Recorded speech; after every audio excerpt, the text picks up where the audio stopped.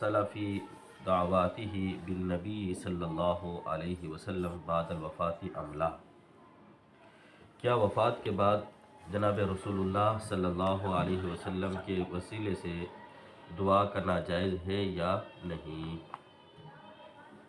سوال سمجھ میں آیا؟ نبی اکرم صلی اللہ علیہ وسلم کی وفات کے بعد آپ کے وسیلے سے دعا کرنا جائز ہے یا نہیں؟ ایک سوال۔ نمبر 2، ایجوز التوسل عندکم بالسلف الصالحین من الانبیاء والصدیقین والشہداء واولیاء رب العالمین ام لا، کیا تمہارے اور تمہارے بزرگوں کے نزدیک انبیاء، صلحاء، صدیقین، شہداء اور اولیاء کرام ان کے وسیلے سے بھی دعا کرنا جائز ہے یا نہیں؟ بات سمجھ میں آ گئی؟ پہلے سوال ہے صرف نبی اکرم صلی اللہ علیہ وسلم کے وسیلے سے دعا کرنا جائز ہے یا نہیں آپ کی وفات کے بعد اس زمانے میں۔ نمبر 2، کہ دیگر انبیاء علیہ السلام، اولیاء کرام، سلف صالحین جو اولیاء ہیں، شہداء ہیں، صدیقین ہیں، صحابہ کرام ہیں، ان کے وسیلے سے بھی دعا کرنا جائز ہے یا نہیں؟ سوال سمجھ میں آ گیا دونوں؟ اگر حقیقت میں دیکھا جائے تو صرف دوسرا سوال جو ہے نا، چوتھا سوال جو اس کو بنایا گیا ہے، اگر وہی پوچھ لیا جاتا تو تیسرا سوال اس کے ضمن میں موجود تھا۔ جب اولیاء کے یا دیگر انبیاء علیہ السلام یا شہداء، صدیقین کے وسیلے سے دعا کرنا جائز ہے تو حضور علیہ السلام کے وسیلے سے تو بطریقہ اولا جائز ہوگا۔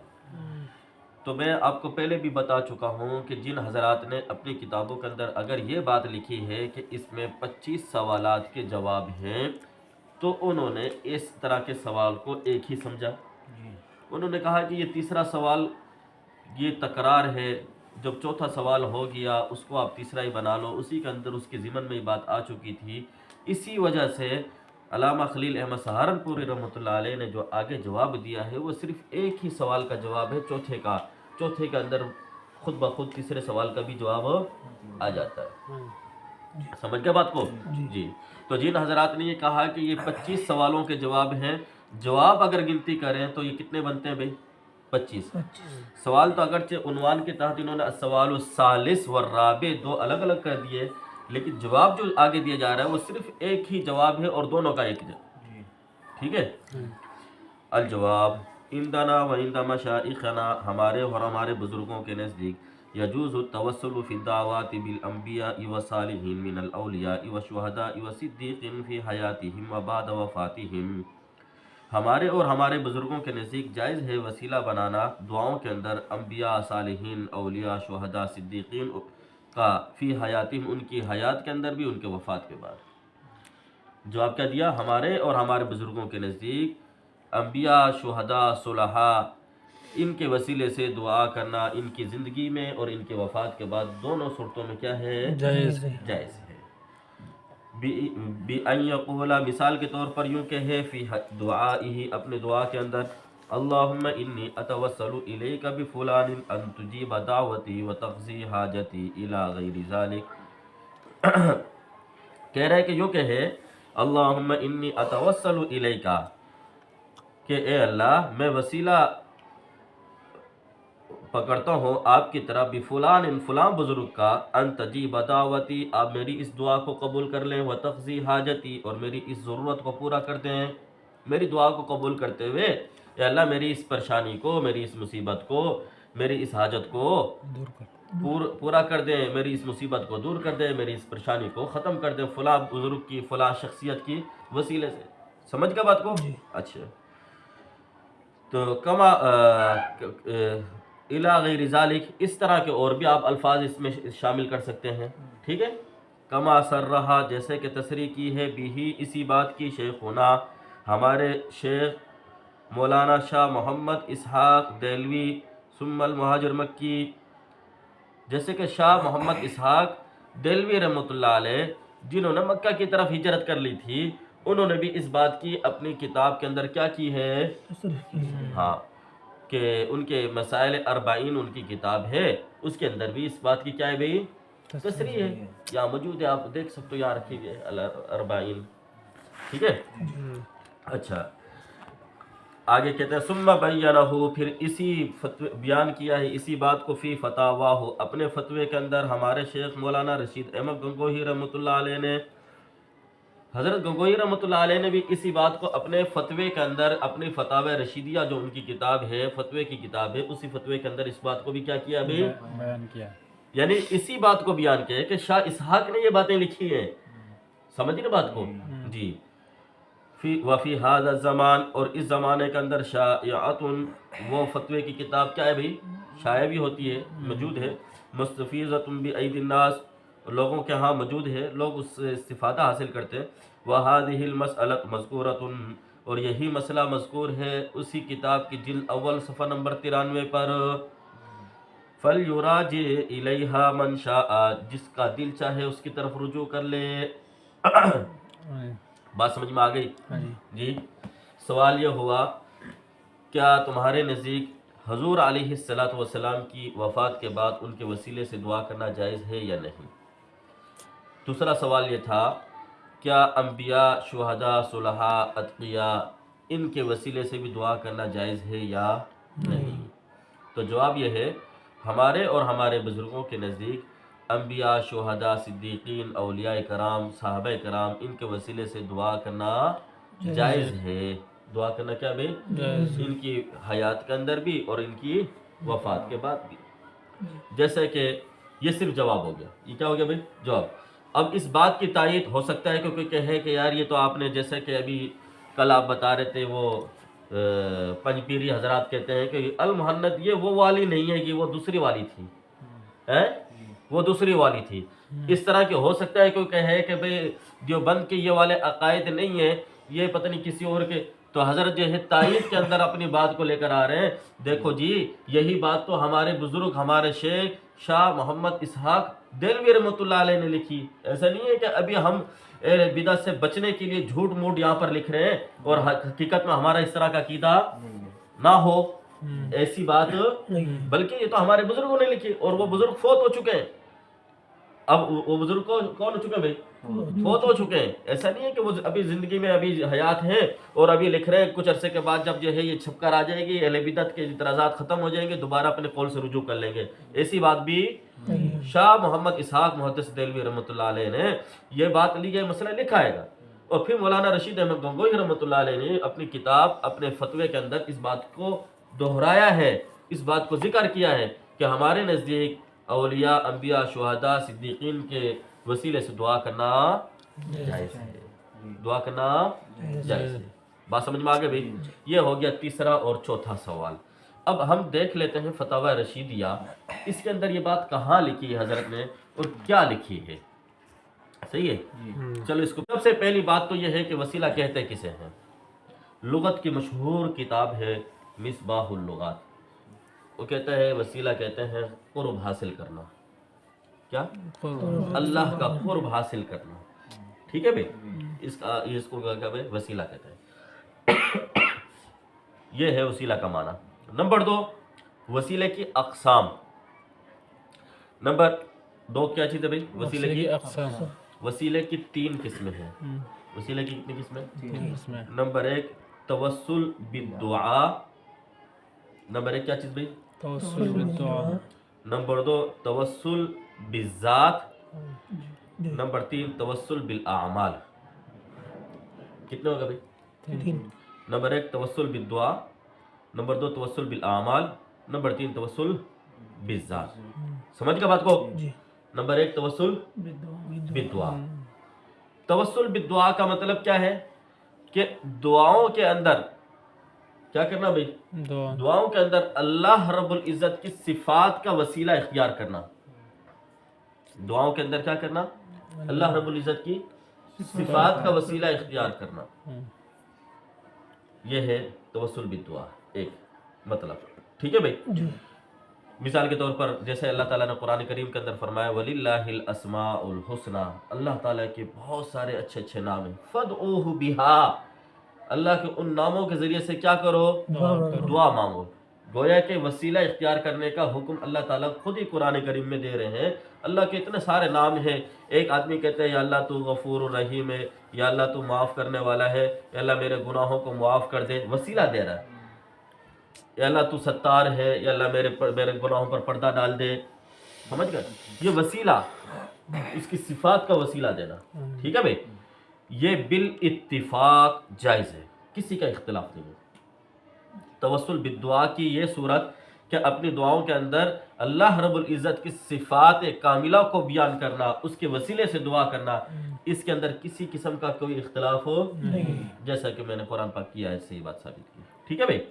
نمبر 2، توسل بالدعا کی ایک صورت یہ ہے، کوئی شخص کسی زندہ کے پاس جائے، کسی عالم کے پاس جائے، کسی بزرگ کے پاس جائے اور جا کر کہے، دعا کی درخواست کہے کہ حضرت آپ میرے لیے دعا کریں، امام صاحب میری والدہ بیمار ہے اس کے لیے دعا کریں، امام صاحب میرا آپریشن ہے میرے لیے دعا کریں، دعا کی درخواست کرنا کسی کو، ٹھیک ہے بھائی، یہ بھی بالاتفاق جائز ہے، امت میں کسی کا اختلاف نہیں ہے۔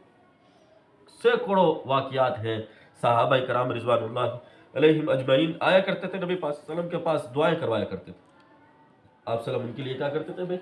دعا۔ اور اجماع امت، آج پوری دنیا کا اجماع ہے اس بات پر، وہ لوگ ایک دوسرے کو پرچیاں دیتے ہیں مسجدوں میں جا کر، امام صاحب کو، امام صاحب جمعے کے بعد دعا کر دینا، دعا کراتے نہیں کراتے بھائی؟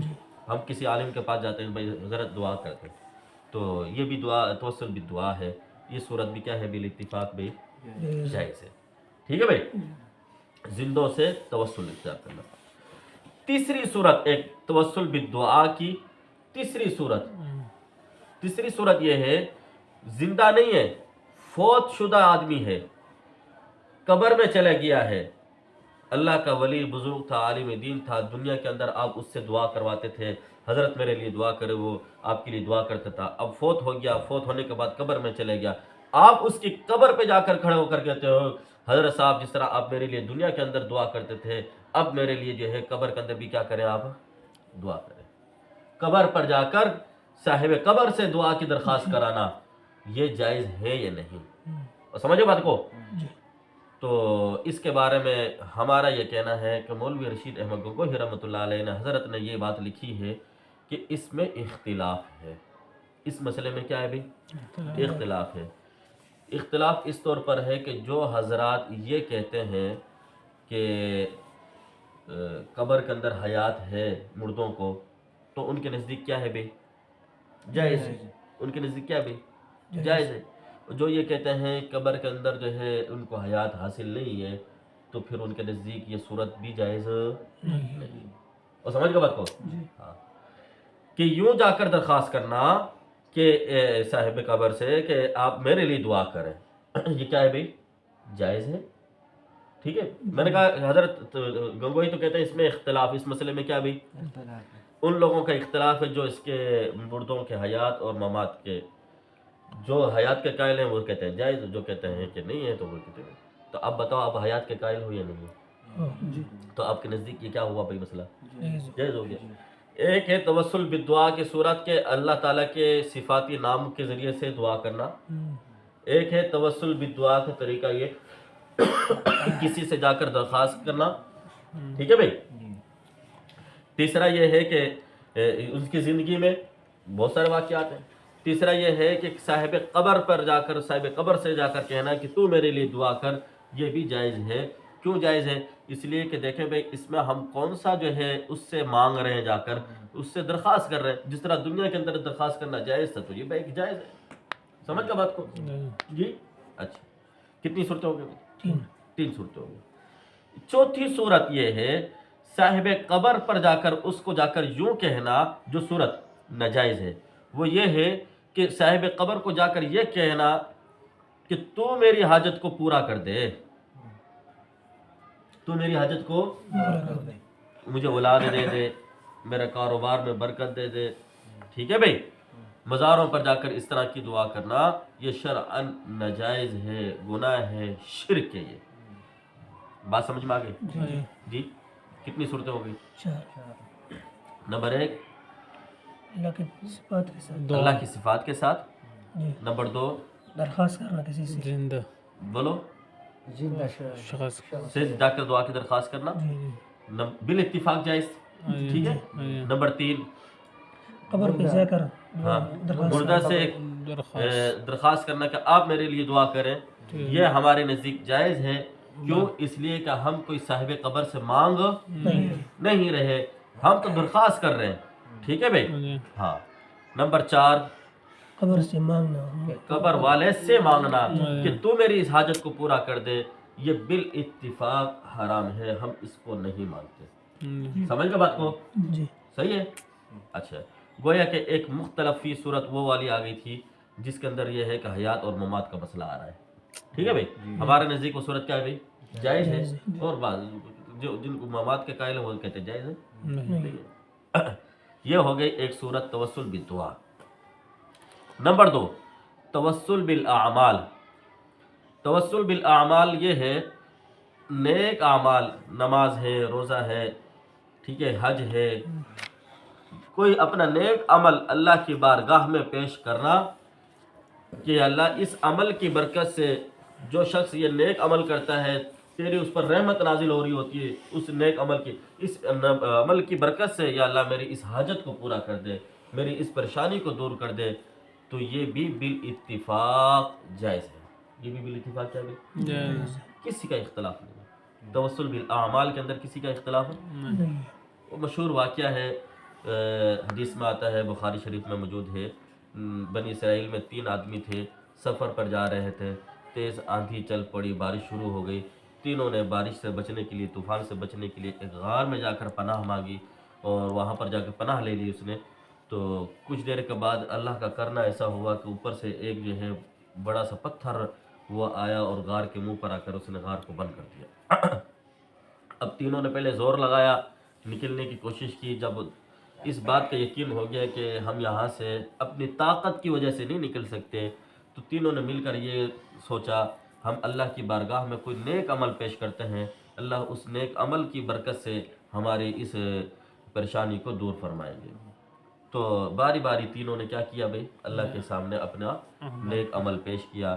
ایک نے کہا یا اللہ میرے پاس ایک آدمی کام کرتا تھا، ایک دن وہ کام کر رہا تھا، اس نے مزدوری نہیں لی اور وہ چلا گیا، میں نے اس کی مزدوری کو آگے تجارت میں لگا دی اور اس کا مال بڑھتا رہا۔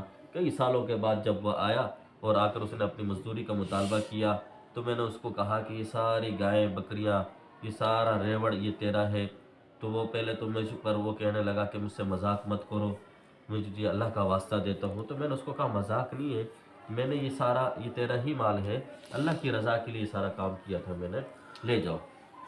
یا اللہ وہ بڑا خوشی اس کو لے کر جا رہا تھا، بڑا خوش تھا اس وقت، یہ صرف تیری رضا کی خاطر میں نے یہ کام کیا تھا، اللہ اگر یہ تجھے پسند آیا میرا یہ عمل، اس کی برکت سے یا اللہ اس پریشانی سے ہمیں نجات عطا فرما۔ حدیث میں آتا ہے تھوڑا سا راستہ بن گیا، لیکن اتنا راستہ نہیں تھا کہ جس سے وہ باہر نکل سکے۔ دوسرے نے کہا تم اپنا عمل پیش کرو، اللہ سے دعا کرو، ہم آمین کہیں گے۔ اب دوسرے نے دعا کی یا اللہ میری چچا کی بیٹی تھی، بیوہ تھی، بچپن میں اس کو پسند بھی کرتا تھا، وہ بیوہ ہو گئی، میرے پاس پیسے مانگنے کے لیے آئی، اس کے چھوٹے چھوٹے بچے تھے، تو میں نے اس کو کہا کہ جب تک تم میرے ساتھ میری شہوت اس کو پورا نہیں کر دیتی تو اس وقت تک میں تمہیں پیسے نہیں دوں گا۔ تو وہ چلی گئی واپس، پھر کچھ دن کے بعد دوبارہ آئی اور پھر اس نے کہا کہ میں تجھے کہتی ہوں کہ مجھے کچھ دے دو، میں ضرورت مند ہوں۔ میں نے پھر اس سے یہی مطالبہ رکھا کہ جب تک میرے ساتھ تم یہ برا فعل نہیں کرو گی اس وقت تک میں پیسے نہیں دوں گا۔ وہ مجبور تھی، وہ راضی ہو گئی۔ جب میں اس کے قریب جانے لگا تو اس نے کہا اللہ سے ڈر، اتق اللہ، اللہ سے ڈر، بس یا اللہ۔ اس نے جب یہ کہا میرے دل میں تیرا خوف پیدا ہو گیا، تیرے ڈر اور خوف کی وجہ سے میں نے اس کو چھوڑ دیا اور اس کی حاجت بھی میں نے جو اس کو پیسوں کی ضرورت تھی وہ بھی دے دی۔ یا اللہ صرف یہ تیرے ڈر اور خوف کی وجہ سے یہ کام میں نے کیا تھا، چھوڑا تھا اس کو، گناہ کو میں نے چھوڑ دیا تھا۔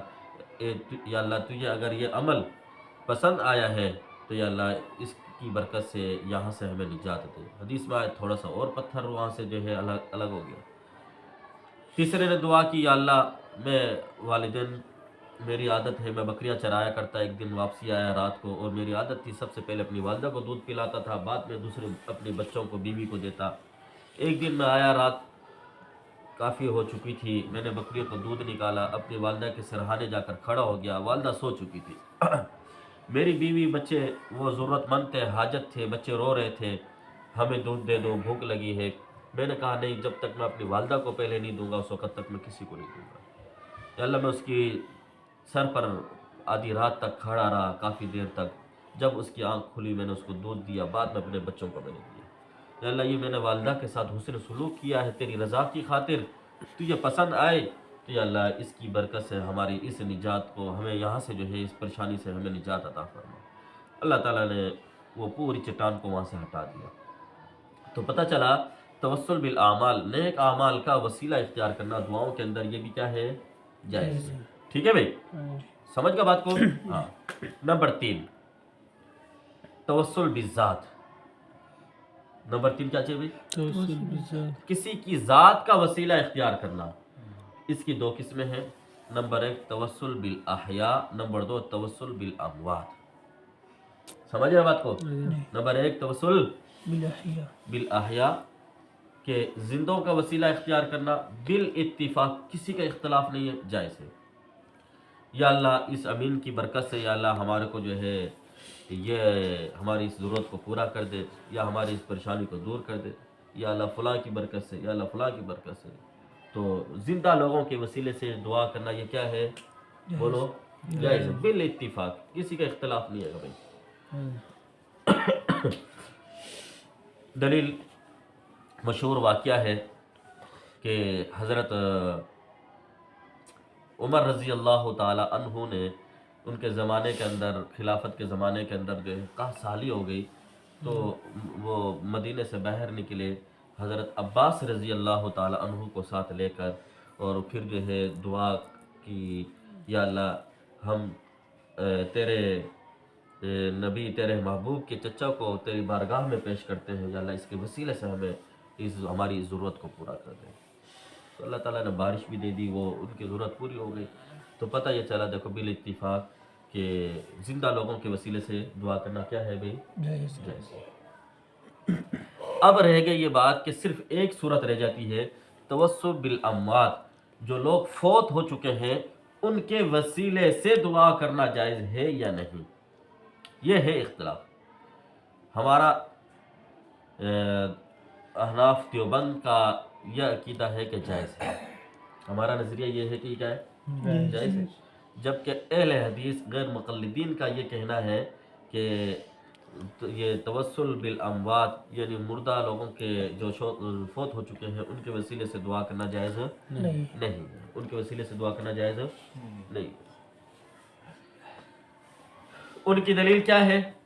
ان کی دلیل یہ ہے، دیکھو حضرت عمر رضی اللہ تعالیٰ عنہ نے حضرت عباس کے وسیلے سے دعا کی، اگر نبی پاک صلی اللہ علیہ وسلم کے وسیلے سے، چونکہ آپ صلی اللہ علیہ وسلم کا وصال ہو چکا تھا، جائز ہوتا تو حضرت عمر حضرت عباس کے وسیلے سے دعا نہ کرتے، بلکہ کس کے وسیلے سے دعا کرتے؟ نبی علیہ السلام کے وسیلے سے دعا کرتے۔ تو یہ ان کی دلیل ہے۔ ہم اس کا جواب یہ دیتے ہیں، یہ آپ نے اصل میں حدیث کو سمجھا ہی نہیں ہے۔ آپ بخاری شریف اٹھا لیں، وہیں سے آپ کو بخار اتر جائے گا، وہاں پر یہ بات لکھی ہے، محدثین نے تمام نے یہ مطلب لکھا ہے کہ اصل میں حضرت عمر رضی اللہ تعالی عنہ نے نبی اکرم صلی اللہ علیہ وسلم کا وسیلہ نہیں اختیار کیا ہے، عباس کا وسیلہ اختیار کیا۔ اصل میں یہ بتانا چاہتے تھے کہ جس طرح انبیاء کا وسیلہ اختیار کرنا جائز ہے، اسی طریقے سے غیر انبیاء ان کا وسیلہ بھی اختیار کرنا جائز ہے۔ لوگوں کے ذہنوں میں ہو سکتا ہے یہ سوال ہوتا کہ اگر جو ہے صرف نبی پاک صلی اللہ علیہ وسلم کے وسیلے سے دعا کی جا سکتی ہے، اگر حضور صلی اللہ علیہ وسلم کے وسیلے سے دعا کرتے تو لوگوں کے ذہنوں میں تو یہی ہوتا کہ حضور کے وسیلے سے دعا ہوتی ہے، حضور کے وسیلے کے علاوہ کسی اور کے اس کی ذات کو پیش کرنا، یہ وسیلہ اختیار کرنا یہ جائز نہیں ہے، کیونکہ دیکھو حضرت عمر نے حضور کے ذات سے وسیلہ اختیار کیا، کسی کے وسیلے سے نہیں کیا۔ تو ہو سکتا ہے یہ لوگوں کے ذہنوں میں یہ بات آتی، تو اس ذہن کو رد کرنے کے لیے، ان کا صاف کرنے کے لیے ذہن، جس طرح انبیاء کے وسیلے سے دعا کرنا جائز، غیر انبیاء کے وسیلے سے بھی دعا کرنا کیا ہے بھائی؟ جائز ہے۔ بات سمجھ میں آ گئی؟ یہ تھا مقصد۔ تو بہرحال یہ تو ہم نے ان کی دلیل کا جواب دیا۔ اب رہ جاتی ہے یہ بات جس میں اختلاف ہے کہ حضور علیہ السلام کے وسیلے سے دعا کرنا جائز، یا وہ حضرات جو فوت ہو چکے ہیں ان کے وسیلے سے دعا کرنا جائز ہے یا نہیں۔ تو ہمارا یہ کہنا ہے کہ حضور علیہ السلام کا وسیلے سے دعا کرنا جس طرح ان کی زندگی کے اندر جائز تھا، زندگی کے اندر کیا تھا بھائی؟ جائز تھا. اسی طریقے سے آپ کی وفات کے بعد بھی دعا کرنا کیا ہے؟ جائز ہے. زندگی کے اندر کیسے؟ ابن ماجہ کے اندر روایت ہے، ایک صحابی آئے، نبینا صحابی تھے، اور انہوں نے آ کر نبی پاک صلی اللہ علیہ وسلم سے کہا کہ آپ دعا کریں. آپ صلی اللہ علیہ وسلم نے کہا کہ آپ خود دعا کرو، اور آپ نے اس کو دعا کے الفاظ سکھائے. اس میں دعا کے کیا کہے بھائی؟ الفاظ سکھائے کہ یوں تیرے رسول اور نبی کے واسطے سے یا اللہ میری اس حاجت کو پورا کر دے. تو اس میں دیکھو آپ صلی اللہ علیہ وسلم کے اس نے واسطے کے وسیلے سے دعا کی تھی، تو پتہ یہ چلا کہ جس طرح حیات کے اندر وسیلے سے یہ کیا ہے بھائی؟ جائز ہے. حیات کے اندر وسیلہ اختیار کرنا کیا ہے؟ جائز. وہ کہتا ہے ہم بھی یہ کہتے ہیں کہ حیات میں جائز تھا، جب حیات نہیں ہے تو جائز نہیں. ہم بھی کہتے ہیں کہ ہاں ایک اور واقعہ بھی ہے اس طریقے سے. اس حدیث کو جو راوی کرنے والے ہیں، روایت کرنے والے ہیں، وہ ہیں حضرت عثمان بن مظعون غالباً. وہ یہ روایت یہ کرتے ہیں، یہ تاریخ دمشق کے اندر بھی یہ واقعہ موجود ہے نا. ہاں کہ حضرت نہیں، اس کے راوی کو دیکھ لینا آپ، یہ راوی کو. تو اسی سے جو حدیث کے یہ راوی ہیں انہی سے ایک واقعہ یہ منقول ہے کہ عثمان رضی اللہ تعالی عنہ کے زمانے کے اندر ایک آدمی آتا تھا. اس وقت جب ان کا خلافت کا زمانہ تھا، تو وہ اپنی کسی ضرورت کو ایک دن آیا تو حضرت کو ٹائم نہیں ملا، حضرت اپنے وہ دیگر معاملات کے اندر مصروف تھے، وہ چلا گیا. دوسرے دن آیا پھر اس طریقے سے، تیسرے دن آیا. تو جب 3 دن اس کو گزر گئے تو یہی جو حدیث کے راوی ہے اس نے اس کو کہا کہ میں تجھے ایک عمل بتاتا ہوں، اگر تو وہ عمل اختیار کر لے تیری حاجت پوری ہو جائے گی. اور اس نے پھر وہی روایت، وہی چیز کہ جس صحابی کو نبی پاک صلی اللہ علیہ وسلم نے کہا تھا، اس نبینا صحابی کو تم اس طریقے سے دعا کرو، وہی الفاظ اس نے اس آدمی کو سکھائے کہ تم اس الفاظ کے ساتھ دعا کرو، یا اللہ میری اس حاجت کو پورا کر دے، یہ تیرے نبی کا واسطہ میں تجھے دیتا ہوں. اب یہ جو وہ صحابی جو سکھا رہے تھے نا دوسرے بندے کو کہ تم اس طریقے سے دعا کرو، یہ حضور کی وصال کے بعد سکھا رہے تھے. اگر حضور کی وصال کے بعد حضور کے وسیلہ اختیار کرنا جائز نہ ہوتا، وہ صحابی اس کو یہ تلقین نہ کرتے، اس کو نہ سکھاتے. سمجھ گئے بات کو؟ تو یہ انہوں نے اس کو سکھایا اور دعا کی. دعا کر کے جیسے ہی وہ اس مجلس میں آیا عثمان کے، عثمان رضی اللہ عنہ کی نظر اس پر پڑی اور کہا کہ میں آپ کو دیکھ رہا ہوں 2-3 دن سے آپ آ رہے ہو، آپ کا کیا مسئلہ ہے؟ اس کو آگے بلایا اور اس کے مسئلے کو سنا اور اس کی جو حاجت تھی اس کو اس وقت پورا کر دیا. تو اس واقعے سے پتہ چلتا ہے جو صحابی رسول ہیں وہ خود کہہ رہے ہیں اور انہوں نے یہ عمل سکھایا دوسرے کو کہ آپ اس طریقے سے دعا کرو. اگر یہ جائز نہ ہوتا تو وہ اس طرح سکھاتے نہیں. ٹھیک ہے بھائی؟ یہ تو بہرحال یہ بھی پتہ چل گیا کہ نبی کے وسیلے سے آپ کی وفات کے بعد بھی وسیلہ اختیار کرنا کیا ہے بھائی؟ جائز ہے. صحابہ کے عمل سے یہ بات ثابت ہو رہی ہے. اب ہم یہ کہتے ہیں کہ جس طرح نبی علیہ الصلوۃ والسلام کی زندگی میں آپ کے وسیلے سے دعا کرنا جائز ہے، اسی طریقے سے جب آپ اس دنیا میں موجود نہ ہوں ظاہری جسمانی طور پر، ٹھیک ہے بھائی، تو چاہے آپ کی ولادت سے پہلے ہے یا آپ کی وفات کے بعد، آپ کی وصال کے بعد، ہر طریقے سے دعا کرنا کیا ہے؟ جائز ہے. وسیلہ اختیار کرنا نبی پاک صلی اللہ علیہ وسلم کا کیا ہے بھائی؟ جائز ہے. کس طور پر؟ دیکھیں یہ قرآن پاک سے ثابت ہے. یہاں سے اٹھاؤ روح المعانی، اٹھاؤ تفسیر ابن کثیر ہے، یا الدر اٹھا لو، یہ پہلی جلد اس کی دے دو اگر ہے تو، تفسیر کبیر. وہ روح البیان اٹھا رہے ہو؟ نہیں، روح البیان نہیں بولا میں نے آپ کو، روح المعانی بولا.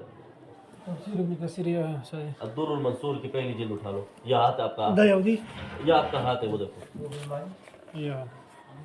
پہلی جلد ہے. آج یہ وسیلہ کے بارے میں جی پہلی جلد ہے یہ. ہاں تو ہاں ایسے بولتے ہو جیسے میں پوچھتا ہوں پہلی جلد ہے، آپ کہتے ہو نہیں. سورۃ البقرہ آیت نمبر 89، ایک کم 90 یا 79، کون سی ہے جی؟ کم 90 کے اندر اللہ تعالیٰ فرماتے ہیں وَلَمَّا جَاءَهُمْ كِتَابٌ مِّنْ عِنْدِ اللَّهِ مُصَدِّقٌ لِمَا مَعَهُمْ وَكَانُوا مِنْ قَبْلُ يَسْتَفْتِحُونَ عَلَى الَّذِينَ كَفَرُوا. یہود کے بارے میں بتا رہے ہیں کہ یہود کا جو قبیلہ ہے، ٹھیک ہے بھائی، وہ لوگ نبی پاک صلی اللہ علیہ وسلم کے وسیلے سے دعا کیا کرتے تھے، مشرکین کے اوپر وسیلہ اختیار کرتے تھے جب ان کی لڑائی ہوتی تھی، جنگ ہوتی تھی، ٹھیک ہے بھائی، تو جنگوں کے اندر کیا کرتے تھے؟ وسیلہ اختیار کرتے تھے۔ اور وسیلہ کیا ہوتی تھی، کس طرح دعا ہوتی تھی؟ اللہ تعالیٰ قرآن کریم کے اندر بیان فرما رہے ہیں، وہ اس طریقے سے اللہ قرآن میں کیا فرماتا ہے؟ وَلَمَّا جَاءَهُمْ كِتَابٌ مِّنْ عِندِ اللَّهِ، جب ان کے پاس کتاب آ گئی اللہ کی طرف سے، مصدق لما معہم، یعنی قرآن کریم آ گئی جو پہلی کتابوں کی کیا کرنے والی ہے؟ تصدیق کرنے والی ہے۔ وَكَانُوا مِن قَبْلُ يَسْتَفْتِحُونَ، وَكَانُوا مِن قَبْلُ، اللہ تعالیٰ یہود کے بارے میں بتا رہے ہیں کہ یہودی لوگ وَكَانُوا مِن قَبْلُ، وہ لوگ اس قرآن کے آنے سے پہلے اور اس نبی کے آنے سے پہلے، حضور کے آنے سے پہلے، نبی کے آنے سے پہلے، یستفتحون، فتح طلب کیا کرتے تھے، فتح حاصل کیا کرتے تھے، علی الذین کفروا، کس کو پر؟ کافروں کو پر۔ اللہ تعالیٰ تو یہاں پر کہہ رہے ہیں کہ حضور کی ولادت نہیں ہوتی، ان کی کتابوں کے اندر یہ صفات موجود تھیں، ایک آخری نبی آئے گا اور وہ نبی جو ہے اس طریقے سے پورا جو ہے اسلام آ جائے گا، اس کا دین ہو جائے گا۔ تو وہ یہی سمجھتے تھے کہ وہ ہماری یہودیت کے اندر کوئی نبی آئے گا آخری نبی، عیسائی یہ سمجھتے تھے کہ ہمارے اندر کوئی آخری نبی آئے گا۔ اللہ تعالیٰ کہتا ہے وہ آخری نبی جب آیا انہوں نے کیا کر دیا؟ اس کا انکار کر دیا۔ حالانکہ اس نبی کے آنے سے پہلے یہ لوگ جو ہے دعائیں کرتے تھے، یا اللہ اس نبی کا واسطہ تجھے دیتے ہیں، ہماری مدد کر ان کافروں کے خلاف۔ اور پھر یہ کہتے تھے کہ جب وہ نبی آئے گا ہم اس کے ساتھ مل کر تمہارے خلاف جو ہے لڑائی کریں گے، کافروں کو کہتے تھے۔ اب یہاں پر دیکھو اس قرآن پاک کی اس آیت کا جو ہے بارے میں حضرت عبداللہ ابن عباس رضی اللہ تعالیٰ عنہ، کون بھائی؟ عبداللہ ابن عباس رضی اللہ تعالیٰ عنہ، جو کہ رئیس المفسرین کہلاتے ہیں، نبی اکرم صلی اللہ علیہ وسلم نے ان کے لیے خاص طور پر کس چیز کی دعا کی تھی؟ بولو، یا اللہ اس کو کتاب کا علم عطا فرما۔ کس چیز کا علم عطا فرما؟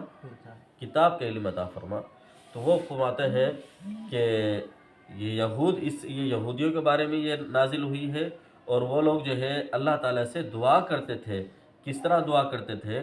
کہتے اللہم انا نسألک بحق محمد النبی الامی الذی وعدتنا ان تخرجہ الینا فی آخر الزمان، ٹھیک ہے، اس طریقے سے دعا کرتے تھے۔ یہاں پر دیکھو وہ لوگ اللہم انا نسألک بحق محمد النبی، یہ الفاظ انہوں نے نقل کیے ہیں۔ تو یہی بات کون کہہ رہے ہیں بھائی؟ الدر المنصور کے اندر بھی یہی موجود ہے، روح المعانی کے اندر بھی یہی موجود ہے، تفسیر ابن کثیر کے اندر بھی یہی بات موجود ہے، احکام القرآن قرطبی کے اندر بھی یہی بات موجود ہے۔ تمام مفسرین اسی بات کو نقل کر رہے ہیں کہ اہل یہود یہ لوگ کیا کرتے تھے؟ نبی پاک صلی اللہ علیہ وسلم کے وسیلے سے دعا کیا کرتے تھے آپ کی ولادت سے پہلے۔ اور آپ کو یہ بات معلوم ہے، اصول کی کتابوں کے اندر پڑھ کر آ چکے ہو کہ ہم سے پہلے کی شریعت وہ اگر اللہ تعالیٰ ان کے بارے میں بیان کرے اور کوئی نکیر نہ کرے، رد نہ کرے، وہ بھی ہمارے لیے کیا ہوتی ہے؟ شریعت، بولو، شریعت حجت ہوتی ہے، ٹھیک ہے بھائی، اس پر بھی ہمارا رد کرنا کیا ہوتا ہے بھائی؟ جائز ہوتا ہے۔ تو بہرحال پتہ یہ چلا اللہ تعالیٰ نے کافروں کے اس فعل کو بیان کیا ہے، یہود کے اس فعل کو بیان کیا اور اس پر رد نہیں کیا، بلکہ ان کے بارے میں کہا تم تو پہلے اس نبی کے واسطے سے دعائیں مانگا کرتے تھے، جب وہ نبی آ گیا تم نے اس کا انکار کر دیا۔ پتہ چل جی، تو یہ قرآن پاک کی اس آیت سے پتہ چلا کہ حضور علیہ السلام کی جس طرح ولادت سے پہلے وسیلہ اختیار کرنا جائز تھا، جب حضور دنیا میں تشریف نہیں لائے، تو اسی طریقے سے آپ کی دنیا سے تشریف لے جانے کے بعد، آپ کے وصال کے بعد بھی آپ کے وسیلے سے دعا کرنا کیا ہے؟ بولو، جائز ہے۔ یہ تو ایک اسی طریقے سے وہ روایات بھی ہیں کہ آپ کی ولادت سے پہلے حضرت آدم علیہ السلام نے جو دعا مانگی، یا اللہ حضور علیہ السلام کا میں تجھے وسیلہ دیتا ہوں، محمد کا وسیلہ دیتا ہوں، وہ بھی مشہور ہے بالکل۔ تو ولادت سے پہلے بھی وسیلہ اختیار کرنا جائز، آپ کی زندگی کے اندر بھی وسیلہ اختیار کرنا جائز، آپ کی وفات کے بعد بھی، جیسے کہ میں نے بیان کر دی، ٹھیک ہے بھائی۔ اب ایک اور چیز سمجھو بات کو، اب عقلی دلیل سمجھو۔ عقلی دلیل یہ ہے، آپ نے کہا کہ انبیاء، یا آپ نے کہا توسل بالاحیاء بالاتفاق کیا ہے بھائی؟ ہم بھی کہتے ہیں جائز ہے، غیر مقلد کہتا ہے وہ بھی کیا کہتا ہے بھائی؟ جائز ہے۔ ہم کہتے ہیں جواد کا وسیلہ اختیار کرنا جائز ہے، کہتا ہاں بالکل نیک بندہ ہے اللہ کا، تو آپ وسیلہ اختیار کر سکتے ہو۔ ہم یہ کہتے ہیں کہ یار یہ شخص جو ہے نا، آپ کہتے ہو جائز ہے کیونکہ یہ کیا ہے، اللہ کا نیک بندہ ہے، ٹھیک ہے، مومن ہے، اچھے کام کرتا ہے، اس کے وسیلے سے دعا کرنا کیا ہے، جائز ہے۔ جب زندہ ہو انسان اس کے وسیلے سے دعا کرنا جائز ہے، ٹھیک، جب مر جاتا ہے آپ کہتے ہو اس کے وسیلے سے دعا کرنا جائز نہیں۔ اب ایک بات کو سمجھنا، نبوت جو ہے نا، نبوت یہ کسبی ہے یا واہبی ہے؟ نماز پڑھ پڑھ کے بندہ وہ بن جاتا ہے نا، نبی بن جاتا ہے۔ پھر حضرت موسیٰ علیہ السلام نے دعا مانگی نا، یا اللہ میرے بھائی کو جو ہے ہارون کو وہ بنا دو، نبی بنا دو، تو کسبی نہیں ہوئی، مانگی ہے نا، مانگی ہے، ہاں واہبی ہے۔ اچھا، تو یہ واہبی ہے، کیا ہے بھائی؟ واہبی ہے، کسبی۔ اور اس بات پر اتفاق ہے کہ جس کو ایک مرتبہ نبوت مل جائے وہ دوبارہ ختم، نبوت واپسی نہیں لی جاتی، جب تک وہ دنیا میں موجود تھا، نبی تھا، فوت ہونے کے بعد وہ نبی، ایسا نبی کا دین منسوخ ہو سکتا ہے اس کے فوت ہونے کے بعد، لیکن نبی کی نبوت ختم نہیں ہوتی۔ پہلی بات تو یہ ہے کہ نبی کیا ہوتا ہے بھائی، نبوت کیا ہوتی ہے بھائی، واہبی چیز ہے۔ نمبر دو، نبوت کبھی بھی منسوخ ہو، دین منسوخ ہوتا ہے، نبی نبی رہتا ہے، سمجھ رہے بات کو؟ اب تیسری بات کو سمجھے، جب انسان دنیا میں موجود تھا وہ نبی ہے، دنیا سے جانے کے بعد کیا نبوت اس کی ختم ہو گئی؟ نبی تب بھی ہے نا، تب بھی ہے نا نبی۔ آپ نے یہ کہا کہ نبی کے وسیلے سے ان کے فوت ہونے کے بعد جائز نہیں، اور آپ کہتے ہیں توسل بالاحیاء جائز۔ ایک عام انسان کے لیے آپ کہتے ہو کہ جائز ہے اس کے وسیلے سے، کیوں؟ اس لیے کہ وہ مومن ہے، وہ نیک بندہ ہے، جس کے اندر یہ امکان ہے اس کی زندگی کے اندر کہ ابھی تو یہ مومن ہے، بعد میں پتہ نہیں یہ مومن رہتا ہے یا نہیں رہتا، بعد میں یہ نیک اعمال کرتا ہے یا نہیں کرتا، بعد میں اس کا کوئی پتہ نہیں ہے گا، تو آپ کہتے ہو اس کے وسیلے سے دعا کرنا کیا ہے، جائز ہے۔ جس کے بارے میں تو یقینی ہی ہے کہ اس کا کیا ہو چکا بھائی، وہ تو نبی تھا، اور نبوت ایمان کی بنیاد پر ہے نا، تو جب ایمان اس کا پہلے سے موجود ہے، اور پھر جو ہے صرف نبی ہی نہیں بلکہ جس کا انتقال ایمان کی حالت میں ہوا ہے، اولیاء جس کو ہم کہہ رہے ہیں بھی، تو ان کے وسیلے سے کیسے جائز نہیں ہوگا؟ جس بندے کے اندر صرف یہ احتمال ہے کہ اس کا ایمان باقی رہے یا نہ رہے اس کی زندگی میں، یہ نیک اعمال پر باقی رہے نہ رہے، آپ کہتے ہو یہاں پر جو ہے وسیلہ اختیار کرنا جائز ہے۔ جب ہم کہتے ہیں جب یہاں وسیلہ اختیار کرنا جائز ہے جس کے اندر امکان ہے اس کے مومن رہنے نہ رہنے کا، تو جہاں پر یقینی ہے کہ اس بندے کا انتقال ایمان کے حالت میں ہوا ہے اور یہ نبی بھی ہے اور پھر جو ہے یہ نیک اللہ کا بندہ تھا، تو اس کے وسیلے سے بطریقہ اولا دعا کرنا کیا ہوگا، جائز ہوگا۔ اور بھائی سمجھ میں آ رہی ہے؟ سمجھ آ گئی بات کو؟ تو بہرحال یہ مختصر سا میں نے تھوڑا سا وہ کیا ہے، زیادہ لمبی باتیں کرنے کی ضرورت بھی نہیں ہے مجھے، بس اب آپ لوگ خود جو ہے ماشاءاللہ سے مفتی ہو، خود ہی دلائل نکالنا، خود ہی وہ کرنا، ٹھیک ہے؟ ہاں۔ نمبر 2 توسل بالاعمال، نمبر 3 توسل بالذات۔ توسل بالدعا کے بارے میں ہم نے یہ کہا اپنی دعاؤں کے اندر اللہ تعالیٰ کے صفاتی نام کو ذریعے سے دعا کرنا جائز ہے، اور یہ اللہ تعالیٰ نے خود قرآن کریم میں حکم دیا ہے، یہ بالاتفاق کسی کا اختلاف نہیں ہے، ٹھیک۔ نمبر 2 کیا چیز بھائی، کسی سے جا کر درخواست کرنا دعا کی، آپ میرے لیے دعا کریں، یہ بھی بالاتفاق جائز ہے، صحابہ کرام کے بہت سے واقعات اس میں ملتے ہیں۔ نمبر 3 کسی صاحب قبر سے جا کر یہ ہے اس طریقے سے کہنا کہ آپ میرے لیے دعا کرو، یہ ہمارے نزدیک جائز ہے، اور جو حیات کے قائل نہیں ہے ان کے نزدیک یہ جائز نہیں ہے، صحیح ہے بھائی۔ نمبر 4 جو صورت ناجائز ہے بالاتفاق، وہ صورت یہ ہے کہ صاحب قبر سے جا کر مانگنا کہ آپ میری اس حاجت کو پورا کر دیں، یہ ہمارے نزدیک شرعاً جائز نہیں ہے، حرام ہے، یہ شرک ہے، ٹھیک ہے بھائی۔ نمبر 2 توسل بالاعمال، بالاتفاق جائز ہے جیسے کہ واقعہ موجود ہے۔ نمبر 3 توسل بالذات، اس کی دو صورتیں ہیں، توسل بالاحیاء، توسل بالاموات۔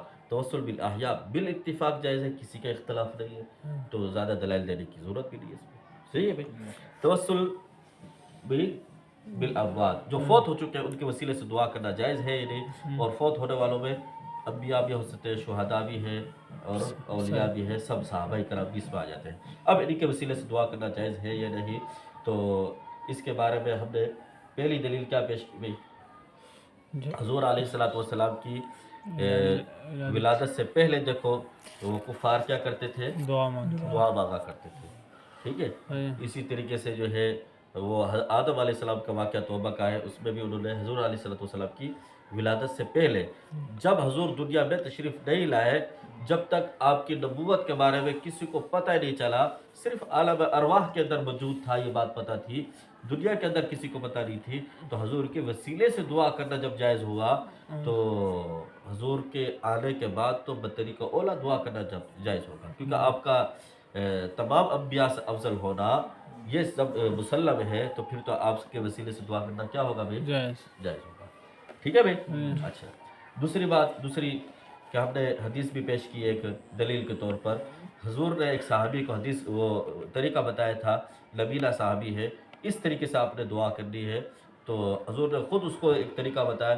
اسی حدیث کا راوی وہ حضرت عثمان کے زمانے کے اندر کسی اور کو کہتے ہیں کہ تم اس طریقے سے دعا کرو، اگر یہ دعا کرنا جائز نہ ہوتا تو پھر وہ صحابی کسی دوسرے کو یہ اس طرح کی دعا نہ سکھاتے، ٹھیک ہے بھائی۔ دو دلیلیں ہوں گی۔ تیسری دلیل کیا پیش کی بھائی؟ ایک ہم نے قیاس یا عقلی دلیل پیش کی ہے۔ عقلی دلیل یہ ہے کہ ہم نے کہا کہ آپ یہ کہتے ہو توسل بالاحیاء جائز ہے، اب ہمارا سوال یہ ہے کہ آپ کیوں کہتے ہو یہ جائز ہے؟ آپ کہتے ہو کہ کیونکہ وہ مومن ہے، اچھا کام کرتا ہے، نیک اعمال کرتا ہے، تو پھر ہم یہ کہتے ہیں کہ تو جس کے بارے میں یہ احتمال ہو کہ وہ اس کا انتقال ایمان کی حالت میں ہو یا نہ ہو، یا اس کا اندر یہ احتمال ہو کہ وہ نیک اللہ کا بندہ رہتا ہے یا نہیں رہتا، تو اس کے وسیلے سے دعا کرنا تمہارے نزدیک جائز ہے۔ اور جس کے بارے میں یقینی ہو کہ وہ مومن تھا، وہ نبی تھا، وہ اس کا انتقال حالت ایمان میں ہوا ہے، تو اس کے ذریعے سے وسیلہ اختیار کرنا تو بطریقہ اولا جائز ہونا چاہیے۔ سمجھ گئے بات کو؟ یہ ہے عقلی ایک دلیل۔ اور بھی اس طریقے سے دلائل ہے جو آپ کتابوں کو تھوڑا سا کھولیں گے آپ کو ملتے چلے جائیں گے، یعنی اس کے اندر بھی یہ باتیں لکھی ہے ہمارا اللہ علیہ نے، اس کے اندر بھی یہ بات لکھی ہے۔ ہاں، سوال یہ تھا کہ نبی پاک صلی اللہ علیہ وسلم کے وسیلے سے دعا کرنا جائز ہے یا نہیں، تو آپ نے کہا کہ حضور، شہداء، اولیاء، صحابہ، ان سب کے وسیلے سے دعا کرنا کیا ہے؟ جائز ہے۔ حکم کیا ہے؟ شرعی حکم کیا ہے وسیلہ کا؟ تو پہلی بات تو یہ ہے کہ وسیلہ اختیار کرنا شرعاً صرف جائز ہے، مباح عمل ہے، فرض نہیں ہے، واجب نہیں ہے، سنت بھی نہیں ہے، صرف کیا ہے بھی؟ ایک مباح عمل ہے۔ اگر کسی نے پوری زندگی میں وسیلہ اختیار نہیں کیا، مر گیا، ہم یہ نہیں کہتے قیامت کے دن اللہ تعالیٰ اس سے یہ پوچھے گا کہ تو نے وسیلہ کیوں نہیں اختیار کیا تھا، قبر میں اس سے نہیں پوچھا جائے گا کہ تو نے وسیلہ کیوں اختیار کیا تھا۔ سمجھ گئے بات کو؟ ایک مباح عمل ہے، فرض، واجب اور سنت، لہٰذا اس پر ہم سے اس طرح کے دلائل مانگنا کہ تم کے تو وسیلہ جائز ہے، دکھاؤ قرآن پاک کی آیت، تو یہ تو کوئی نصیحت آپ مانگ رہے ہو، ہم نے کون سا اس کو فرض کہا ہے؟ صحیح ہے بھائی؟ یا جو ہے آپ اس کو کہو کہ بھئی واجب ہے تو دکھاؤ اس میں جو ہے نبی پاک صلی اللہ علیہ وسلم نے حکم دیا ہو کہ وسیلہ اختیار کیا کرو، صحیح؟ اسی طریقے سے اگر جو ہے آپ اس میں وہ کہو کہ دکھاؤ ہمارے کو نبی پاک صلی اللہ علیہ وسلم کا سنت طریقہ یہ کہ آپ صلی اللہ علیہ وسلم خود وسیلہ اختیار کیا کرتے تھے اس طریقے سے، تو سمجھ؟ تو ہم اس کو فرض، واجب، سنت نہیں کہتے، ایک مباح عمل ہے، احادیث سے ثابت ہے یہ عمل ایک قسم کا۔ اور اسی طریقے سے حضرت صلی اللہ علیہ وسلم نے ایک صحابی کو کہا، سنت تو ہم نہیں کہہ سکتے، ایک مباح، ایک طریقہ بتایا کہ اس طریقے سے دعا کر لی جائے، تو یہ بھی طریقہ کیا ہے؟ جائز ہے، صحیح ہے، یہ ہمارے نزدیک اس کا حکم ہے۔ اب آ جاتے ہیں ہم فتاوی رشیدیہ، جس کے اندر یہ بات پوچھی گئی کہ اس کے اندر المحنت کے اندر یہ بات کی ہے کہ ہمارے مولانا رشید احمد گنگوہی رحمۃ اللہ علیہ نے اس مسئلے کو کہاں پر بیان کیا ہے؟ اپنے فتاوی کے اندر۔ جی بھی پڑھو اس کو، آپ کے انگوٹھے کے پاس جواب شروع ہو رہا ہے۔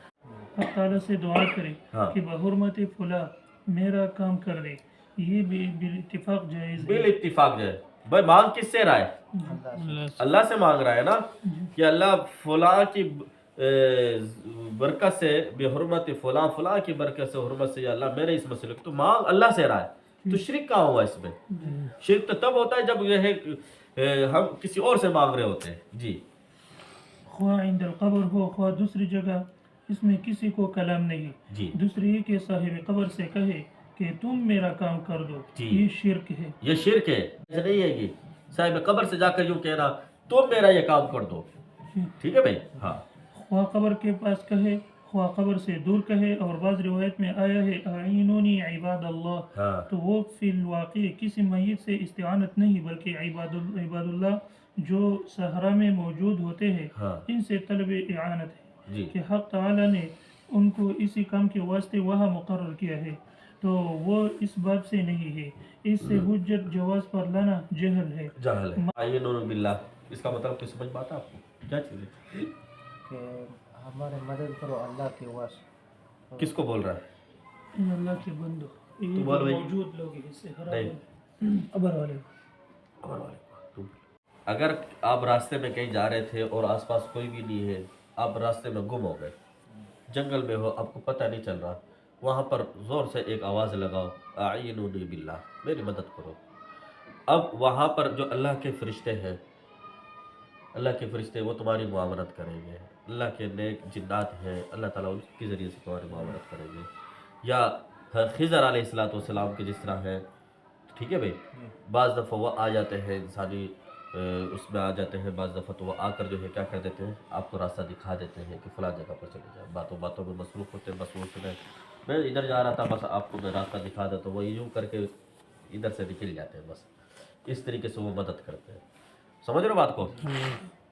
پر بھی تو کہ ہے غیر اللہ سے مدد مانگی جا رہی ہے، تو غیر اللہ سے نہیں ہے، یہ بھی تحت الاسباب ہے. نبی پاک صلی اللہ علیہ وسلم نے تعلیم دے دی کہ بھئی وہاں پر اللہ کے فرشتے موجود ہوتے ہیں، اور ہر انسان کے ساتھ جو ہے ہر وقت 10 فرشتے تو ہوتے ہیں نا اس کے ساتھ ہے. لہو معقبات من بین یدیہ ومن خلفہ یحفظونہ من امر اللہ. اللہ تعالیٰ نے فرشتے اللہ تعالیٰ نے رکھے ہیں ہر انسان کے ساتھ، دائیں بائیں اوپر نیچے فرشتے موجود ہوتے ہیں. اگر یہ فرشتہ ہمارے ساتھ نہ ہو، حدیث میں آتا ہے کہ شیطان جو ہے یہ ایک لقمہ جو ہے نا، یہ ہم یوں اٹھاتے ہیں نا منہ میں ڈالتے ہیں، تو یہ شیطان تو تمہارا دشمن، انہ لکم عدو مبین، تمہارا دشمن ہے واضح، یہ جو ہے تمہارا ہاتھ کو پکڑ کے تمہاری ناک کے اندر ڈال دے گا.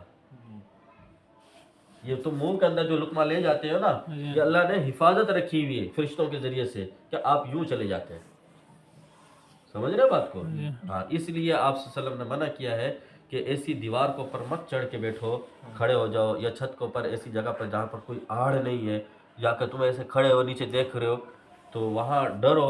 بعض دفعہ ہوتا ہے یوں دیکھ رہے ہوتے دڑام نیچا کے گرتا ہے، وہ کیا ہوتا ہے، شیطان دھکا لگا دیتا ہے.